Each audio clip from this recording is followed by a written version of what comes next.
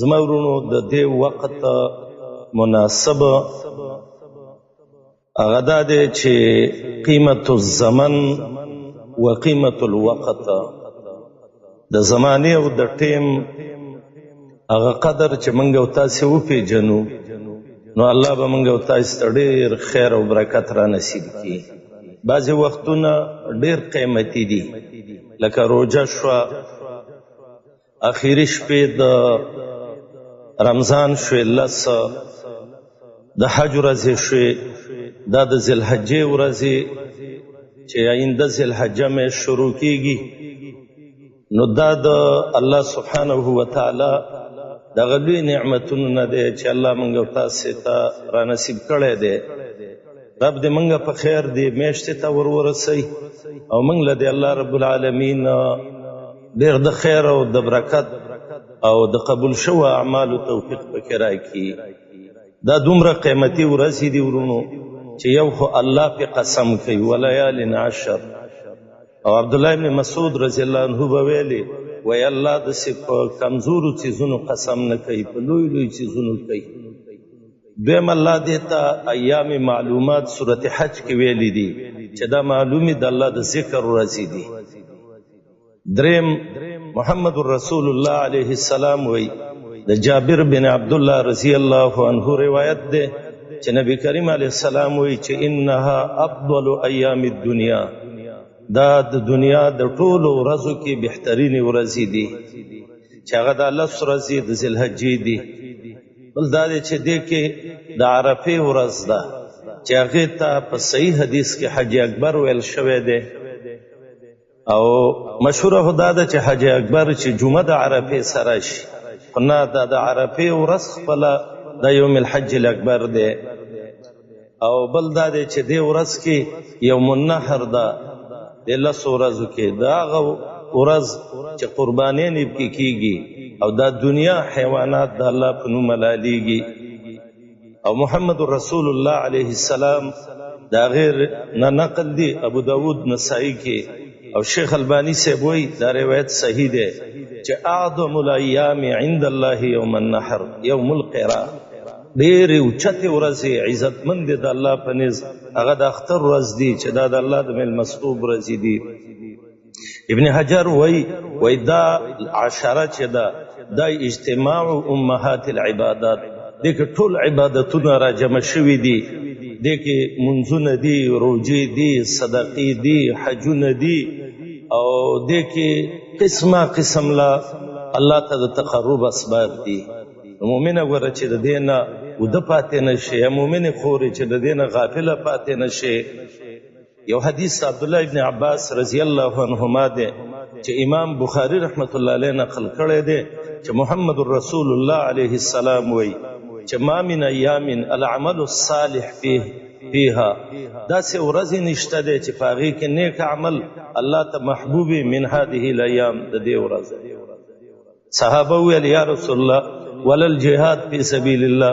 که څوک جهاد فی سبیل الله کوي نو ولې هغه هم د دې داتې غوره دي، نو د الله نبي ویلې ولل جهاد فی سبیل الله، دا ورځې د دې عبادت د جهاد فی سبیل الله نه غوره دی. او یو مجاهد دی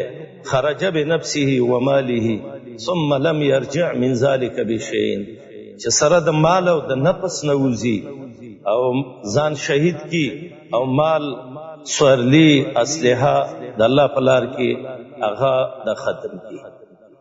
نو کم سړی کم انسان چې هغه دې ورځو کې عبادت کوي دا د هغې سره برابر دی.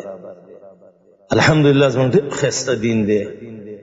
او په دې ورځو کې جناب رسول الله علیه السلام به روجې نیولې. امام نسائی څلور روایت راوړي دي، دوه صحیح دي او دوه ضعیف دي چې د الله نبي علیه السلام به دې ورځو کې روجې نیولې. مومنانو ورونو، مومنانو خویندو، دې ورځ کې روجې مو ونیسئ. موږ او تاسې به د دې ورځو استقبال میلمستوب مهمان نوازي کوو. په څه باندې به یې کوو؟ یو خو التوبة الصادقه، رښتیا به الله ته توبه وباسو، ګناه به پرېږدو، په ګناه به خفه شو، که د چا سم ظلم کړی، د چا مال هم نیولی، زیاتې هم کړی، هغه به بیرته هغې ته واپس کړو. ځکه چې د خولې توبه او عمل نه کول دې ته توبة الکذابین والمنافقین وایي، چې انسان یې په خولې وایي او ګناه نه دغه کوي او ډیر احتیاط کوي دنیا کې د چا حقونه چې د سدي هغه ته حواله کوي داسې نه چې قیامت کې حساب موشي پولیس صراط باندې انسان پریوزي پورېوزي او بیا په جسر القنطرې نه بیرته جهنم ته واپس شي دا ولې چې د خلکو عزتونه مالونه او د خلکو حقوق ضایع کړي دویم د دې ورځو میلمستوب دا دی چې الجزم علی اغتنام الاوقات موږ به د دې وختونو نه دا به یو غنیمت ګڼو چې الله سبحانه وتعالی موږ له داسې وخت راکړه بل علما وایي د دې مهمان نوازي دا ده چې البعد عن المعاصي د ګناهونو نه به ځان لرې کړو په دې ورځو کې دروغ هسې هم ګناه ده خو دې ورځو کې به هم نه ویو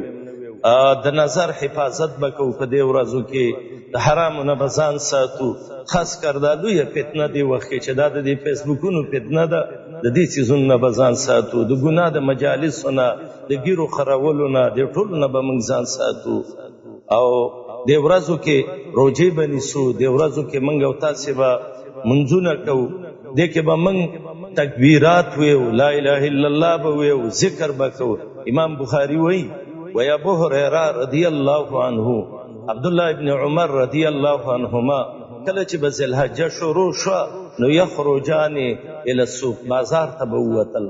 او په اوچت اواز باندې دا به ویلې الله اکبر الله اکبر لا اله الا الله والله اکبر الله اکبر ولله الحمد او وروسته خلک به ورپسې او هغه به هم دا ویلې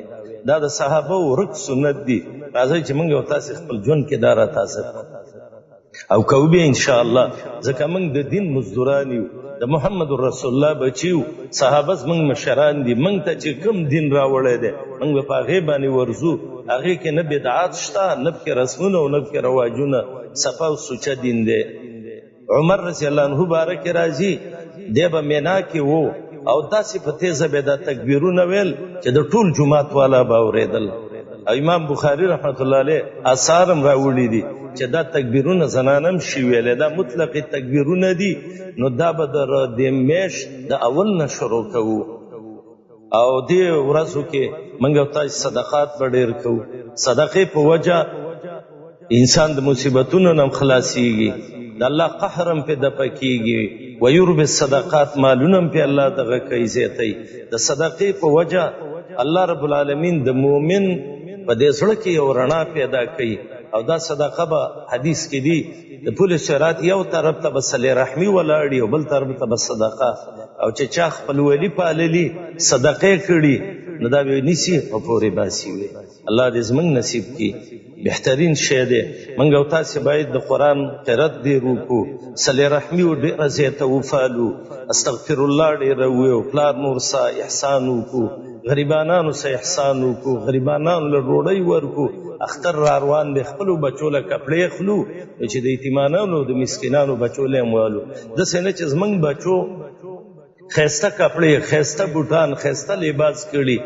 او د یتیم چې هغه د یتیم دی هغه د کونډې بچی دی د هغې څوک په سر د لاس د راښکدلو نشته دی او داسې نه چې هغه د اختر په ورځ جاړي چې کشکې زموږ پلار وی موږ له به هم داسې اغوستي وی دویمه ورونو کله چې دا میاشت شروع کیږي نو دې سبا حدیث د ام سلمې رضی الله عنها دی امام مسلم روایت راوړی دی چې که د چا د قربانۍ اراده یي نو هغه به نوکان او ویښتان دا به نه کټ کوي بیا دا دی چې دا په نور کور والا باندې شته دی که نه نو بعضې خلک وایي هغوی به هم د حاجیانو سره مشابهت ذکر کوي خو لازم پې نه دي چې دا به کوي بس چې چا قرباني کوله هغه به دا کار کوي چې موږ او تاسې دا م وکړو موږ او تاسې د اوس نه دې ته تیار شو چې یاره د دې میلمه ډېر زیات قدر را روان دی بل زما ورونو یو لویه مسله چې هغه کلیز عبادت دی چې هغې ته اضحیه او قرباني ویلی کېږي نو باید چې موږ او تاسې په صحیح طریقه باندې قرباني وکړو د قربانۍ احکام وپېژنو او موږ او تاسې داسې قرباني وکړو چې الله سبحانه وتعالی قبول کړي او الله یې موږ جنت ته ورسوي چې هغه قرباني د اهل التقوا ده نو یو څو ورځې درسونه به انشاءالله مسلسل د قربانۍ مسائل زه بیا داسې اجمالي ویم اگر که دا ما د جمعو خطبو کې هم شروع کړي دي خدا به زه ان شاء الله باذن الله سبحانه وتعالى الله دې موږ او تاسې له ایمان کې ښایسته ژوند راکړي. ان شاء الله زه به دا درس کوم. ما خپل اپریشن هم کړی، لږ بیمار هم یم، دا مرۍ مې هم خوږېږي، خو دا ډېر زیات مهمې خبرې دي. ان شاء الله چې دا احکام وي او تاسې به موږ ته دعا کوئ، موږ به تاسې ته کوو، دا به یادوو او په دې باندې به عمل کوو. رب العالمین دې زموږ او ستاسې نه راضي شي او الله دې موږ له په کتاب او سنت بصیرت نصیب کړي او رب دې زموږ اعمال قبول کړي او د ښو اعمالو دې الله موږ له توفیق نصیب کړي. ان شاء الله ان قریب چې دا نن تقریبا د